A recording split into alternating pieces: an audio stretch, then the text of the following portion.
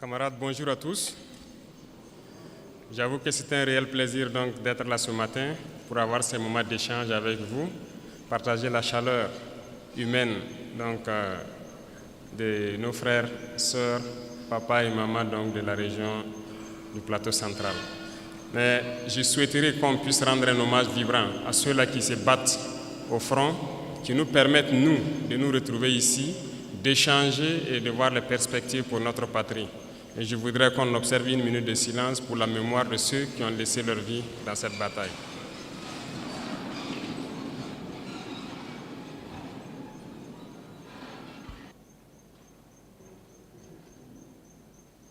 Je vous remercie.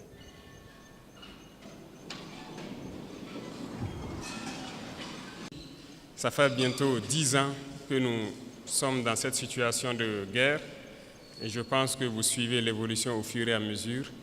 Et j'espère que tout le monde est conscient que nous ne sommes plus dans une guerre de terrorisme, mais dans une guerre d'indépendance. Et il faut que chacun comprenne que c'est une logique pour les impérialistes de nous imposer cette guerre. Normalement, chaque leader, chaque dirigeant devrait se battre pour son pays. C'est une logique. Ils se battent pour leurs intérêts et nous devons nous battre aussi pour nos intérêts. Si nous arrivons à nous développer, à prospérer, ce qui veut dire que là-bas, ils ne pourront pas se développer. Ils vont devoir régresser. Si nous arrivons à transformer demain nos matières premières, ça veut dire que là-bas, des usines vont fermer. Est-ce que vous comprenez la logique? Donc c'est normal qu'ils se battent pour mélanger notre société, pour nous maintenir dans cette guerre constante et qu'on ne puisse jamais réfléchir un jour se développer. Et là, ils continueront à se développer eux et nous serons toujours là à exporter vers eux nos matières premières et notre jeunesse en train de souffrir dans la misère, chercher à traverser l'océan pour aller mendier là-bas. Donc, ils sont dans leur logique de protéger leurs intérêts, de la mauvaise façon certes, mais nous, notre devoir c'est de nous battre pour nous affranchir et nous sortir de cette situation. Voilà pourquoi donc, je profiterai donc de ce mois béni où chrétiens et musulmans se retrouvent donc en mois de carême, souhaiter un bon mois de carême à tous et que Dieu exauce les prières des uns et des autres. Aussi que chacun puisse à son niveau vraiment profiter de ce mois pour changer de paradigme vis-à-vis de ses voisins, de tous ceux qui nous entourent. Et je souhaite que les leaders religieux, ici au Burkina Faso, profitent de ce mois aussi pour prêcher, voilà, je dirais la bonne parole, pour prêcher vis-à-vis de ceux-là, ces égarés qui tiennent les armes dans la brousse et qui tuent, parce que certains tuent et ils pensent qu'ils tuent au nom de la religion. Il faut que les leaders religieux puissent donc ensemble faire beaucoup de déclarations, beaucoup de prêches pour les faire comprendre que ce n'est pas de la religion. Pourquoi je le dis? Parce que je pense que beaucoup d'entre vous ont des frères ou des sœurs qui sont FDS, qui sont dans la brousse. Il est quasiment impossible aujourd'hui de prendre une base terroriste et ne pas trouver des livres coraniques ou autre chose. Ça veut dire que, donc je pense que par la parole, vous pouvez les atteindre. Il faut faire beaucoup de déclarations, beaucoup de prêches pour les faire comprendre que ça, ce n'est pas de l'islam. C'est tout sauf de l'islam. On n'a jamais dit de tuer. Et nous irons plus loin même. Nous allons demander bientôt donc aux leaders de l'islam, donc du monde entier aussi, de nous joindre dans ce combat-là, avoir des déclarations claires, franches, pour inviter tous ceux qui sont là à tuer au nom de l'islam, que ce n'est pas de l'islam. Normalement, c'est une religion de paix, de solidarité, voilà, d'entraide. Il n'y a pas de raison que quelqu'un tue au nom de l'islam et qu'on ne puisse pas le dire qu'il est sur le mauvais chemin. Plusieurs opérations sont en cours. Il y a des zones abandonnées depuis plusieurs années que nous avons reconquis. Nous sommes en phase de consolidation et nous poursuivons nos manœuvres jusqu'à nos frontières. Dans quelques jours, vous serez bien sûr au courant de tout ce qui a pu être récupéré et nous allons nous implanter dans ces zones pour toujours. Nous n'allons pas reculer, nous allons récupérer la totalité de notre territoire. Et cela va se passer de façon progressive. Il y a peut-être des régions qui sont aujourd'hui, qui semblent ne pas voir certains actes, mais la guerre, c'est de manière évolutive. Nous allons blanchir totalement des zones et arriver au fur et à mesure. Et resserrer l'étau sur ces gens, c'est comme je le dis, ils n'ont que de choix, soit de comprendre le message, revenir à la patrie, ou bien ils vont disparaître. C'est à eux de choisir. Dans ce combat que nous menons aujourd'hui, le plus dangereux, c'est la guerre de communication. Et je pense que ce n'est pas la première fois. Et aujourd'hui, je pense que les Burkinabés, les Africains doivent avoir compris qu'est-ce que c'est que la guerre de communication. Malheureusement ou heureusement pour nous, l'impérialisme, comme disait Thomas Sankara, est un mauvais élève. Un très mauvais élève parce que vous avez beau le chercher de la classe, il va revenir avec les mêmes méthodes. Ils ne peuvent pas changer. Et souvent, ça devient du ridicule. Quand vous prenez aujourd'hui les médias impérialistes, vous voyez ce qu'ils publient. Ils ont procédé par la même méthode pour mettre le feu au Rwanda, par la même méthode pour détruire le Soudan, par la même méthode pour détruire l'Afrique. Ça ne va pas prendre. Et aujourd'hui, je pense que vous êtes bien conscients, ils sont très forts dans manipuler l'information, créer du faux tout autour. Et tenez-vous bien, ces mêmes médias, je le dis aujourd'hui haut et fort, surtout Jeune Afrique, nous ont courtisés au tout début, 2022-2023. Ils sont passés par plusieurs canaux pour nous aborder, pour nous faire payer et laver notre image, comme ils le disent. Nous avons refusé, ils ne peuvent pas le nier parce qu'on a les preuves chez nous. Ils ont envoyé des gens, c'est comme ça qu'ils fonctionnent. Et beaucoup de chefs d'État tombent dans leur piège, ils versent de l'argent chaque mois pour qu'on publie des articles pour laver leur image. Non, c'est dangereux. Ils ne vivent que de ça. Vous payez l'argent, ils mentent, ils lavent votre image. Vous refusez, ils mentent pour détruire votre image. Mais toute l'Afrique doit être mise au courant. Et si l'Africain veut évoluer, c'est d'arrêter d'écouter ces médias mensongers. Parce que tant que vous serez là à écouter une mauvaise information, ça finit par devenir une réalité. Et c'est très dangereux pour nous. La désinformation bat son plein. À notre niveau, on vit ça tous les jours. Et je dis chaque fois aux gens de faire très attention. Tout ça pour diviser, pour mieux régner. Donc, il faut que tout un chacun à son niveau puisse, en tout cas, percevoir les manœuvres de l'impérialisme, pouvoir conseiller l'autre et qu'ensemble, nous restons unis pour construire notre pays. Nous, notre mission, c'est cela. Et nous allons construire le Burkina Faso. Le Burkina Faso sera ce qu'ils n'ont jamais rêvé de voir. L'Afrique doit se réveiller, l'Afrique doit quitter ces situations de conflit. On nous a assez manipulés, on nous a assez mis en conflit les uns contre les autres pour nous piller. Aujourd'hui, au Burkina Faso, ils ont une certitude. Le terrorisme, c'est presque fini. Qu'est-ce qu'il faut faire? Soit créer une rébellion ou créer une guerre civile. C'est ça. Et ils sont dans la manœuvre pour ça. On les attend. Et il faut que chacun, à son niveau, fasse attention. Parce que si les gens se laissent manipuler, on va les aligner, on va les allumer comme les autres aussi. La manipulation ne doit pas passer. On a un objectif à atteindre, on va atteindre l'objectif. C'est la mission qui nous est assignée actuellement. Et je vais inviter donc tout un chacun à prendre ça en considération parce que l'impérialisme a plusieurs visages. On parle des impérialismes qui sont hors du continent, mais il y a des impérialistes à l'intérieur de nous aussi, au Burkina Faso ici. Quand il s'agit de dire certaines choses crûment, il faut le dire. Ça va faire mal, on va se demander pardon, mais il faut qu'on se dise la vérité pour pouvoir avancer. Il y a des gens au Burkina Faso qui ne veulent pas voir les autres évoluer. Il y a des gens qui veulent rester eux seuls au sommet. Non. Nous avons décidé de rendre l'État un peu plus fort et de partager les richesses. Parce que l'intoxication a commencé déjà quand on a commencé à mettre en place l'initiative Faso Mebo. Beaucoup d'entrepreneurs ont commencé à intoxiquer la jeunesse et tout ça. Non. Nous, on a donné des marchés. On a donné des marchés de route, non? On est à quel niveau? Les taux d'exécution, pour la plupart, ce n'est pas bon. Le ministre a fait dernièrement une sortie, une tournée. Vous avez tous suivi à la télé. Ça ne va pas trop. C'est lent. On demande aux gens de s'unir. Nous-mêmes, on a essayé de mettre des gens en groupement. Ils ne veulent pas travailler en groupement. Ça veut dire qu'on les unit d'une manière ou d'une autre pour qu'ils puissent aller vite. Nous, on ne va pas attendre les caprices des uns et des autres et que le Burkina va se développer dans 500 ans, 1000 ans. Non. Nous, c'est dans 5 ans. On veut voir des trucs assez significatifs.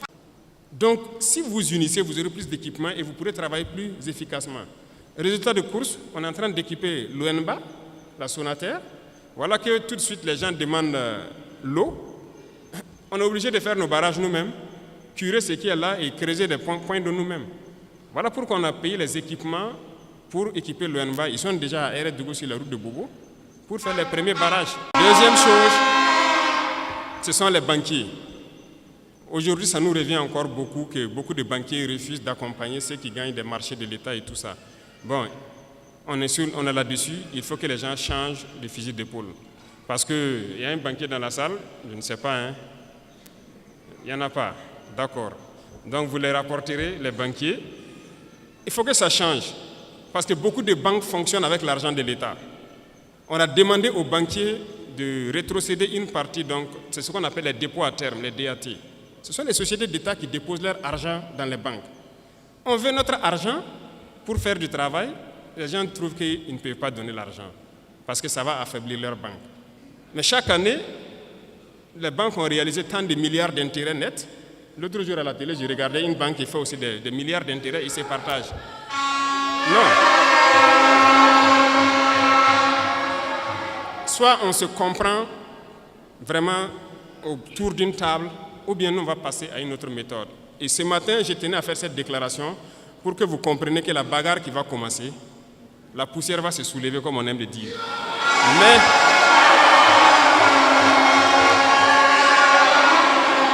il faut que vous-même vous fassiez attention, parce que ce sont les mêmes qui vont passer derrière pour intoxiquer, pour créer des mensonges et amener les gens à se détourner de l'essentiel. Il y en a déjà qui essaient, on voit beaucoup de gens qui font des vidéos pour laver les images de certains et tout ça. Faites attention. Et il y a beaucoup de petites entreprises qui ferment parce qu'ils n'arrivent pas à payer les salaires des employés et tout ça. Ils ont des factures déposées au trésor, on n'arrive pas à payer. Mais c'est ça, on dit de donner une partie de notre argent en banque. On va payer ces entreprises pour qu'ils puissent fonctionner. Et les gens sont en train de réfléchir avec l'argent. Vous pensez qu'on peut laisser ça comme ça? La dette intérieure, là, on va payer ça. Cette fin du mois, là, l'argent là va rentrer. On a demandé juste un pourcentage. Ce n'est même pas tout l'argent qu'on veut retirer. C'est un pourcentage qu'on a demandé pour le faire. Et ça réfléchit beaucoup. Certaines banques ont répondu, félicitations à eux, mais la plupart des banques n'ont pas transféré l'argent jusqu'à aujourd'hui. C'est un message que je tenais à les lancer. On a donné fin mars, c'est fin mars. Si fin mars, les 25% ne sont pas là, on va passer à autre chose. Vous êtes prévenus et que la manipulation ne doit pas continuer. Parce que ce sont généralement ceux qui sont victimes de ça, ce sont les couches les plus pauvres en fait, du pays. Il est employé dans une petite entreprise, il a peut-être son 50 000, son 100 000 par mois. Son patron a déposé des factures au trésor, il n'arrive pas à avoir l'argent. Lui, il va perdre son emploi, toute sa famille souffre, pendant que d'autres sont en train de faire des milliards d'intérêts par mois ou par an. Non, ça ne va pas marcher. Donc, il faut se préparer, c'est un autre front qui s'ouvre. Il y aura toutes les manipulations possibles, mais restez serein, il faut qu'on avance. Ceux qui veulent importer quelque chose au Burkina, allez-y au ministère, ils vont vous donner les papiers. Il n'y a pas de deal. Si vous partez là-bas et que quelqu'un dit de payer quoi que ce soit, venez à la présidence même vous plaindre. Il y a un bureau là-bas pour ça. Et on va voir celui qui a demandé l'argent là. Donc, il n'y a pas de deal encore pour avoir une autorisation spéciale d'importer. C'est limpide, c'est clair. Il faut le faire. Ceux-là aussi qui importent, qui viennent cacher aussi dans les magasins pour qu'il y ait l'inflation, je vous en prie, dénichez-les et dites-les d'arrêter. On ne paye pas venir cacher, attendre qu'il y a le manque pour sortir et puis mettre des prix assez élevés. Ils n'ont qu'à arrêter ça. Je pense que le ministère a lancé pour dénicher les magasins que les gens ont construits dans les non-lotis là, pour stocker. Ah, si on prend là, on va vendre gratuitement et verser au trésor. C'est ce que j'ai donné comme instruction. Donc, déclarer les magasins et on va avancer. Donc, je compte sur vous, messieurs les opérateurs économiques, pour que, au sein de vous, que vous vous conseillez et que ce genre de situation-là n'arrive pas. Les gens retiennent. Ils attendent qu'il y ait le besoin et maintenant ils sortent, ils mettent un prix pour avoir... Ça, c'est même pas bon. C'est pas bon. Je ne pense pas que c'est une fortune que Dieu va bénir. Il faut qu'on fabrique beaucoup de choses sur place. Moi, je suis persuadé que ce soit tricycle électrique ou motorisé, on peut fabriquer. Donc, on veut donner de l'espace à nos jeunes talents pour s'exprimer. En fait, on est en train de vouloir construire un grand centre où on va faire passer des gens et les accompagner pour s'installer. Et ce sont des gens qui vont voir tout ce que nous consommons au quotidien. qu'est-ce qu'on peut fabriquer au Burkina? Et je sais qu'il y en a des talents un peu partout au Burkina. L'application sera lancée dans peu de temps pour que les jeunes talents s'inscrivent. Dans ce centre-là, on mettra tout en œuvre pour avoir toute la machinerie nécessaire et encadrer les jeunes. Là, s'ils finissent, ils sortent, ils peuvent créer quelque chose. S'il plaît à Dieu, on va mettre une unité de cuir dans la zone de Kaya pour transformer beaucoup de choses sur place nous-mêmes et créer tout ce que nous avons besoin. Tant qu'on ne va pas arriver à cette étape et qu'on va continuer à payer dehors, notre richesse ne va pas nous profiter. Il faut qu'on change de paradigme dès maintenant. C'est là qu'il y a l'emploi. C'est là que les gens vont travailler et c'est là notre vraie indépendance. Dernier point, qui sont donc nos camarades élèves et étudiants, qui ont beaucoup de doléances. En tout cas, je peux vous assurer qu'on connaît tous vos problèmes. On va faire des cités universitaires. Et même les questions de restaurants, de bourses, intermédiaires, tout ça sont des problèmes qu'on connaît. Mais c'est petit à petit. On ne peut pas régler ça tout de suite. Vous avez déjà la construction de la cité ici, c'est ça, le bâtiment administratif.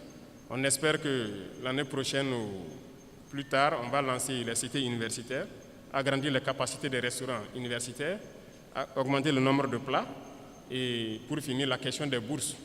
Parce que nous travaillons à maîtriser actuellement les dépenses militaires pour pouvoir injecter dans notre éducation. Parce que l'éducation, c'est la clé.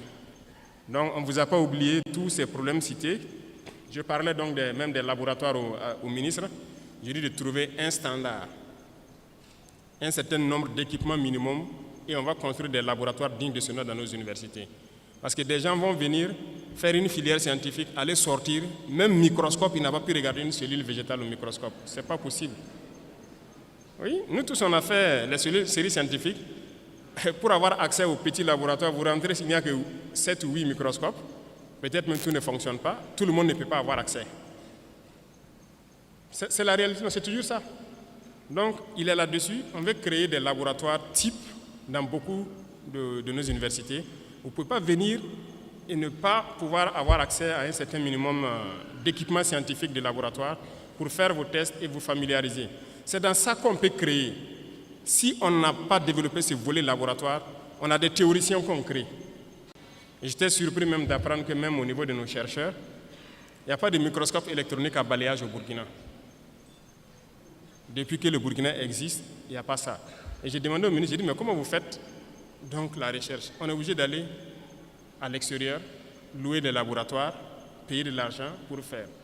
Pendant que le microscope électronique à balayage, je ne pense pas que ça coûte le milliard. Et comment on ne peut pas le faire? Actuellement, on est en train de payer ça pour installer au Burkina, pour qu'on puisse faire tout sur place ici. Donc, j'espère que d'ici là, tout ça sera opérationnel et que ça puisse profiter donc, aux étudiants même, aux chercheurs, aux scientifiques, pour pouvoir avancer dans leurs recherches. Les salles informatiques et tout ce qui s'ensuit. Donc, on va voir tout ce qui est possible. Le ministère même avait déjà lancé pour acquérir un certain nombre d'ordinateurs pour que les étudiants puissent avoir les salles de façon bien équipée. Et c'est fait avec le Burkinabé, c'est ça? Il y a une unité burkinabé qui fabrique des ordinateurs. Donc, on a fait une convention la dernière fois pour pouvoir payer beaucoup d'équipements avec lui et équiper nos centres universitaires. Et vous aurez donc accès normalement à ces salles-là pour que vous puissiez faire vos recherches. Et l'Internet, je pense que ça, c'est en train de s'améliorer dans beaucoup d'universités. L'Internet est là maintenant pour les recherches. On peut aller vite et très bien dans la guerre et dans le développement. Nous avons foi, nous ne perdons jamais espoir, nous sommes vraiment très confiants. Et tant qu'on vous voit motivé, mobilisé, c'est notre carburant comme ça.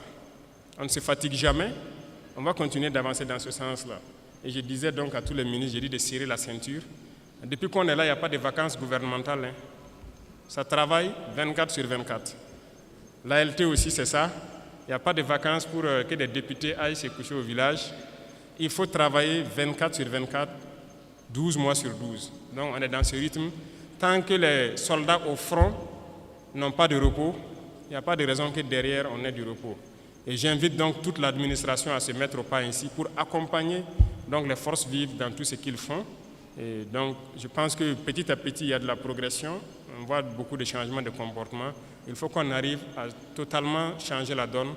Le Burkina Faso est une référence et nous devons maintenir le flambeau très haut.